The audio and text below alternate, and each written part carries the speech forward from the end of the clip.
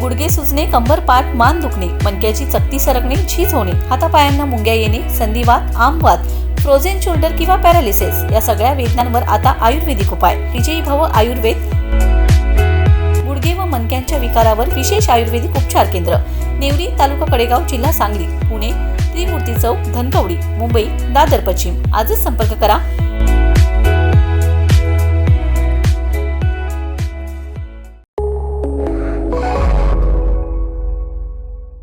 नमस्कार, मी अरुण आणि आपण पाहत आहात 7 स्टार न्यूज. जिल्हा परिषद निवडणुकीच्या पार्श्वभूमीवर नागेवाडी जिल्हा परिषद गटाच्या उमेदवार डॉक्टर सौ शीतल अमोल बाबर यांनी आपल्या प्रचारात वेग घेतला असून गावोगावी दौरे, घरभेटी व नागरिकांशी थेट संवाद साधत आहेत. त्यांच्या प्रचाराला सर्व स्तरातून उत्स्फूर्त असा प्रतिसाद मिळत असून विशेषतः महिला व युवकांमध्ये मोठा उत्साह पाहायला मिळत आहे.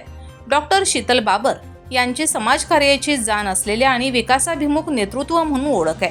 प्रचारादरम्यान त्या प्रत्येक गावातील नागरिकांशी थेट संवाद साधत पाणी पुरवठा, रस्ते, आरोग्य सेवा, शिक्षण, वीज पुरवठा, शेतकऱ्यांचे प्रश्न, महिला सक्षमीकरण, युवकांसाठी रोजगाराच्या संधी आणि मूलभूत सुविधा या विषयावर सविस्तर अशी चर्चा करत आहेत. यावेळी बोलताना डॉक्टर शीतल अमोल बाबर म्हणाल्या, नागेवाडी जिल्हा परिषद गटाचा सर्वांगीण विकास हेच माझे ध्येय आहे.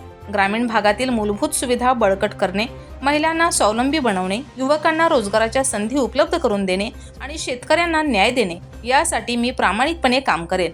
जिल्हा परिषद ही ग्रामीण विकासाची खरी ताकद आहे आणि त्या माध्यमातून जनतेच्या प्रश्नांना न्याय देण्याचा माझा प्रयत्न राहील.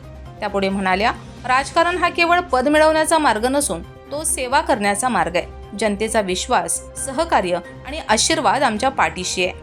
या मतदारसंघाला विद्यमान आमदार सुहास बाबर आणि अमोलदादा बाबर यांचे दूरदृष्टी नेतृत्व लाभले असून स्वर्गीय आमदार अनिल भाऊ बाबर, आमदार सुहास बाबर आणि अमोलदादा बाबर यांच्या सक्षम नेतृत्वाखाली मतदारसंघासाठी कोट्यवधी रुपयांच्या विकास कामासाठी निधी मंजूर करून आणण्यात आलाय.